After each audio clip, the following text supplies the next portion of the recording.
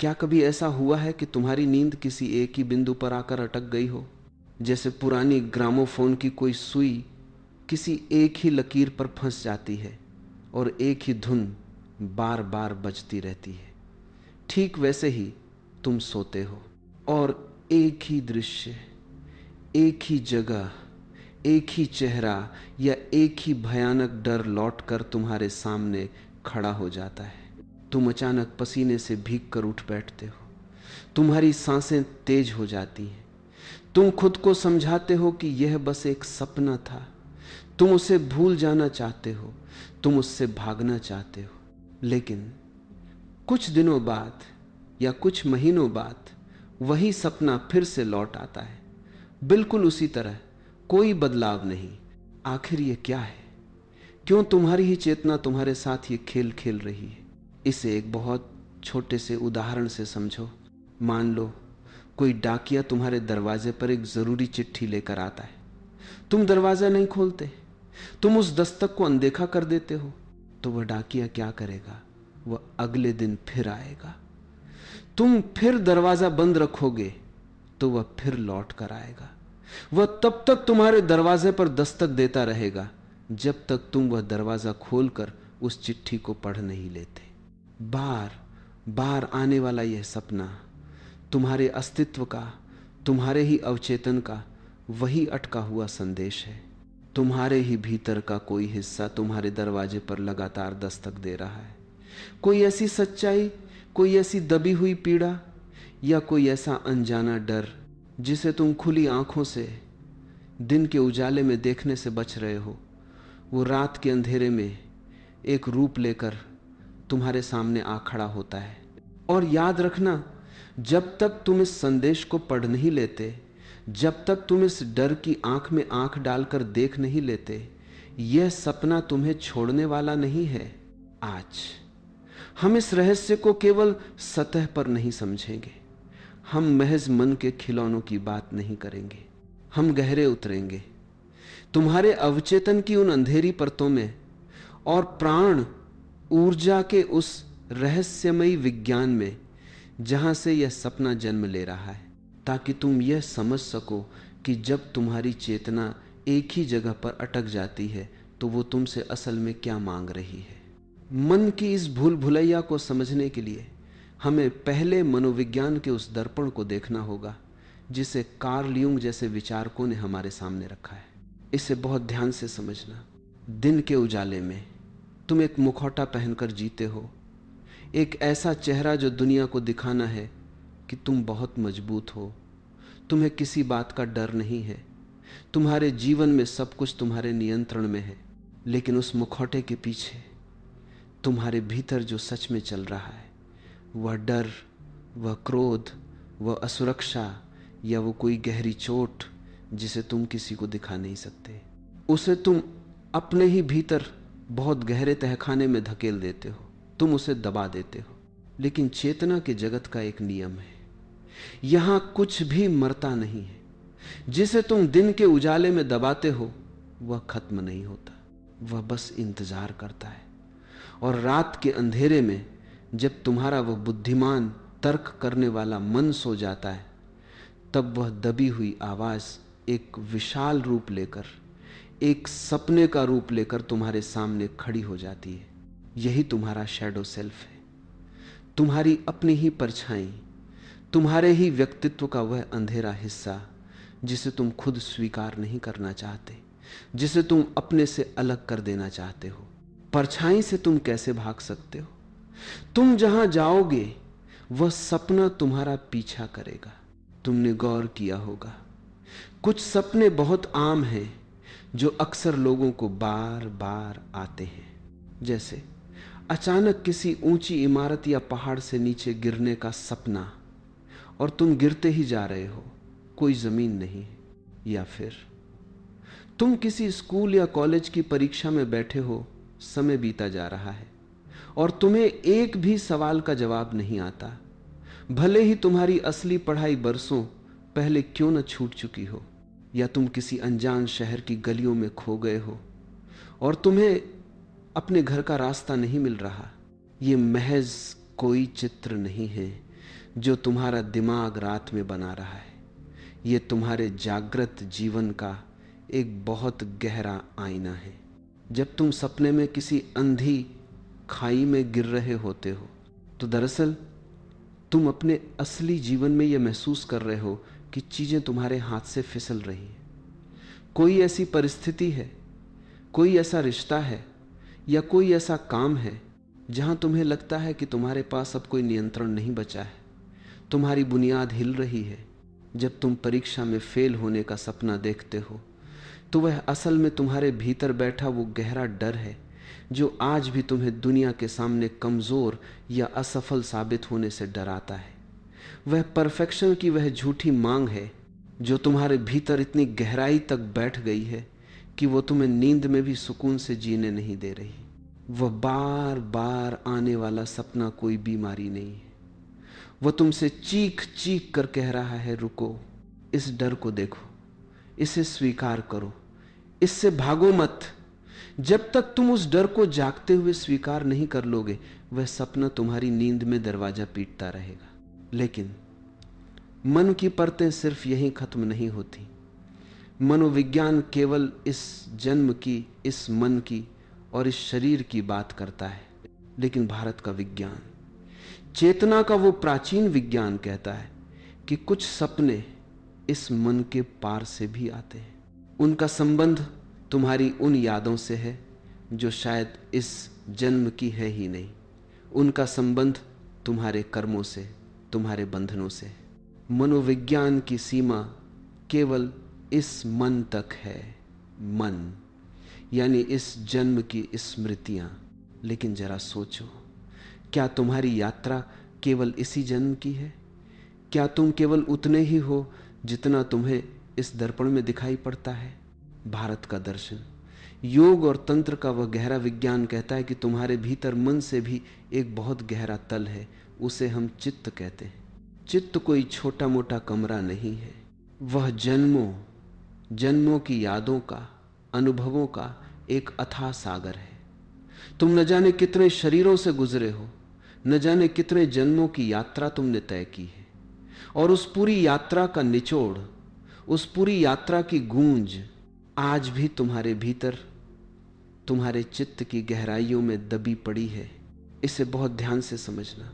इस जीवन में या पिछले कई जीवनों में तुमने जो कुछ भी बहुत गहराई से महसूस किया, कोई ऐसा दुख जो तुम सह नहीं पाए, कोई ऐसा गहरा आघात जिसने तुम्हारी चेतना को झकझोर दिया, या फिर कोई ऐसी गहरी इच्छा, कोई ऐसी वासना जो अधूरी ही रह गई, वह शरीर के मरने के साथ नहीं मरती। शरीर जल जाता है, मिट्टी में मिल जाता है, लेकिन वह अधूरी इच्छा, वह गहरा डर तुम्हारी आत्मा के स्तर पर, तुम्हारे चित्त पर एक गहरी खरोंच छोड़ जाता है। योग की भाषा में इसे संस्कार कहते हैं। और कभी कभी वह जो सपना तुम्हें बार बार आ रहा है, उसका इस जन्म से कोई लेना देना ही नहीं होता। तुम उस जगह कभी नहीं गए, तुमने उस इंसान को कभी नहीं देखा, वह भाषा तुम्हें समझ नहीं आती।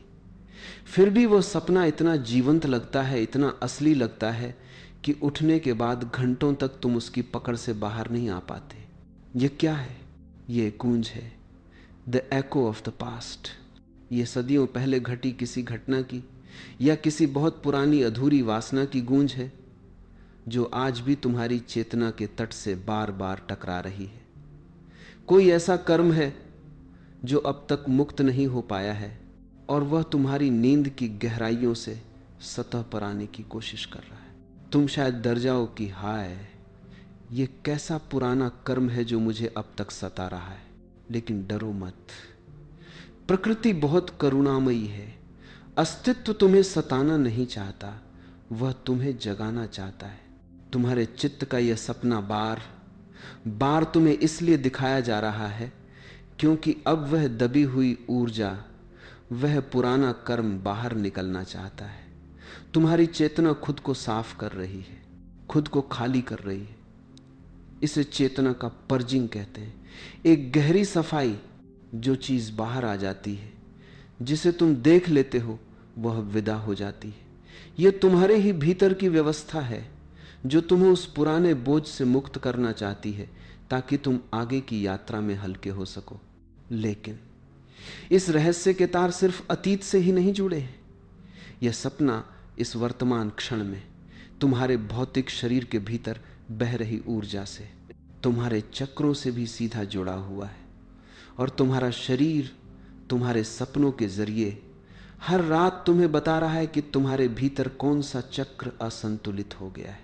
तुम्हारा यह शरीर केवल हड्डियों और मांस का ढांचा नहीं है। इस स्थूल शरीर के भीतर प्राणों का एक बहुत सूक्ष्म जाल बिछा है।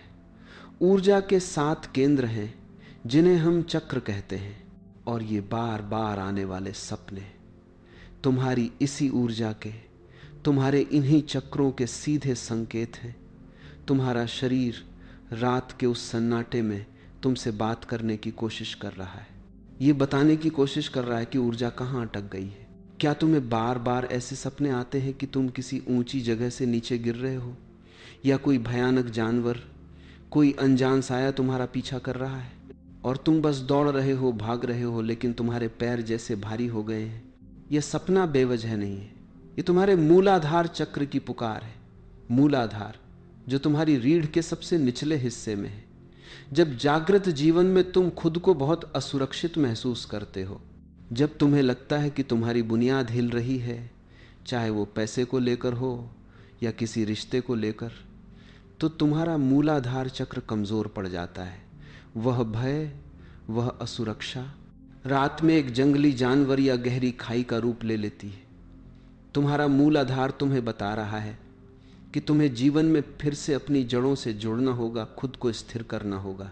और क्या कभी ऐसा हुआ है कि तुम सपने में चीखना चाहते हो, सामने कोई बहुत बड़ा खतरा है, तुम किसी को मदद के लिए पुकारना चाहते हो, लेकिन तुम्हारे गले से कोई आवाज ही नहीं निकलती?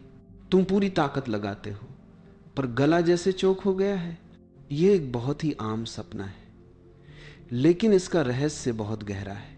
यह तुम्हारे विशुद्धि चक्र का सीधा संकेत है। गले का चक्र जो तुम्हारी अभिव्यक्ति का केंद्र है। जब तुम अपने असली जीवन में, दिन के उजाले में अपनी सच्चाई को बोलने से डरते हो, जब तुम वो बातें अपने गले के नीचे उतार जाते हो जो तुम्हें कह देनी चाहिए थी, जब तुम दुनिया के डर से अपना सच छिपाते हो, तो यह चक्र ब्लॉक होने लगता है और वह दबी हुई आवाज है, वह अनकहा सच रात में तुम्हारी आवाज छीन लेता है। यह सपना तुमसे कह रहा है कि डरो मत, अपने सच को आवाज दो। और एक तीसरा सपना जो बहुत लोगों को सताता है। तुम अचानक देखते हो कि तुम किसी भीड़ के सामने खड़े हो, तुम्हें कोई भाषण देना है या कोई परीक्षा देनी है और तुम्हारी कोई तैयारी नहीं है, या शायद तुम देखते हो कि तुम अचानक बिना कपड़ों के निर्वस्त्र होकर बाजार में आ गए हो और सब तुम्हें देख रहे हैं।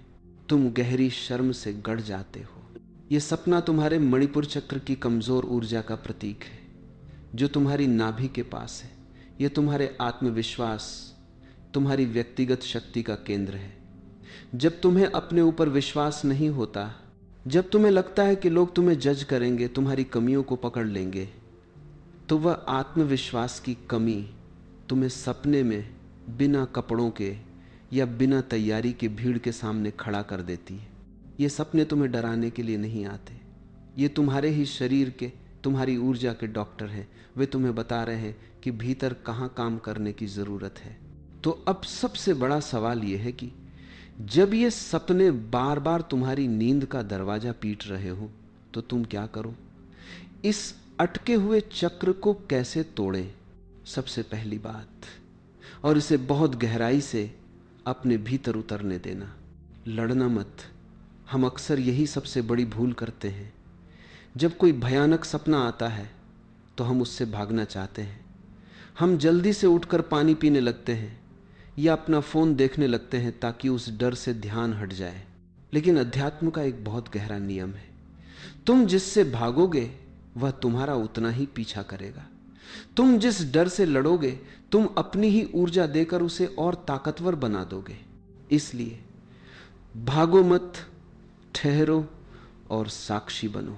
जब तुम अचानक किसी डर या घबराहट के कारण नींद से उठो तो आंखें मत खोलना, वहीं बिस्तर पर शांत बैठे रहना और उस डर को, उस तेज धड़कन को अपने शरीर में पूरी तरह फैलने देना, उसे महसूस करना। अपनी ही चेतना से कहना, मैं भाग नहीं रहा, तुम जो भी संदेश लाए हो मैं उसे देखने को तैयार हूं। जैसे ही तुम भागना बंद करते हो, जैसे ही तुम उस डर की आंखों में आंखें डालकर कहते हो कि मैं तैयार हूं, उस सपने की आधी ताकत वहीं टूट जाती है, क्योंकि उसका काम तुम्हें डराना नहीं था, उसका काम केवल तुम्हारा ध्यान खींचना था। दूसरी बात, एक बहुत ही साधारण पर गहरी मनोवैज्ञानिक विधि। सुबह उठते ही उस सपने को किसी कागज पर या डायरी में लिख लो।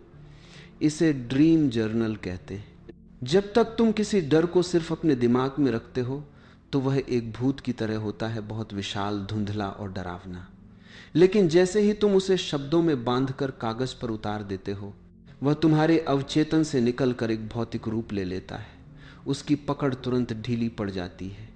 दिन के उजाले में तुम उसे पढ़कर देख पाते हो कि वह महज एक विचार था, एक ऊर्जा का बुलबुला था, कोई हकीकत नहीं। और अंत में सबसे गहरा प्रयोग, विज्ञान भैरव तंत्र की एक अनूठी विधि। यह विधि उस बारीक धागे पर काम करती है जो तुम्हारे जागरण और नींद के बीच होता है। रात को जब तुम सोने के लिए लेटते हो, तुम्हारा शरीर धीरे धीरे शिथिल होने लगता है और एक ऐसा क्षण आता है, एक ऐसी छोटी सी अवस्था आती है जहां तुम पूरी तरह जागे भी नहीं हो और पूरी तरह सोए भी नहीं हो। बस उस एक छोटे से अंतराल में, जब नींद तुम्हारे ऊपर उतर ही रही हो, अपना पूरा होश बनाए रखना। खुद से कहना, मैं जाग रहा हूं, मैं देख रहा हूं कि शरीर सो रहा है। अगर तुम उस छोटे से पल में होशपूर्वक प्रवेश कर गए तो तुम पाओगे कि तुम एक साक्षी बन गए हो। और जो व्यक्ति होशपूर्वक अपनी नींद में प्रवेश करता है, उसके भीतर प्रकाश भर जाता है। और जहां प्रकाश है वहां कोई पुरानी गांठ, कोई अटका हुआ संदेश या कोई भी बार बार आने वाला सपना अंधेरे में टिक नहीं सकता। तुम्हारे अवचेतन की वो सारी गांठें खुद ब खुद खुलने लगेंगी। तो अब इस बात को अपने भीतर बहुत गहराई से उतर जाने देना। ये जो सपना तुम्हें बार बार आ रहा है, ये तुम्हारा दुश्मन नहीं है, ये तुम्हारा सबसे बड़ा मार्गदर्शक है। ये तुम्हारा ही अपना एक हिस्सा है जो तुम्हें पुकार रहा है, जो तुम्हें जगाने की कोशिश कर रहा है। जब तुम इससे लड़ना छोड़ दोगे, जब तुम इसके प्रति प्रेम और पूरी स्वीकारोक्ति का भाव ले आओगे, तो तुम पाओगे कि यह सपना तुम्हें डराने नहीं आया था, यह तो तुम्हें हील करने आया था, यह तो तुम्हें तुम्हारे ही उस हिस्से से मिलाने आया था जो इस जन्म में या किसी पिछले जन्म में कहीं पीछे छूट गया था। और जैसे ही तुम उस संदेश को पढ़ लोगे, उस डर को स्वीकार कर लोगे, वह डाकिया फिर कभी तुम्हारे दरवाजे पर दस्तक नहीं देगा। वह सपना हमेशा के लिए विदा हो जाएगा और अपने पीछे एक असीम अकल्पनीय शांति छोड़ जाएगा। क्या तुम्हारे जीवन में भी कोई ऐसा सपना है जो सालों से तुम्हारा पीछा कर रहा है? कोई ऐसा दृश्य, कोई ऐसी जगह या कोई डर जो बार बार लौटकर तुम्हारी नींद में आता है?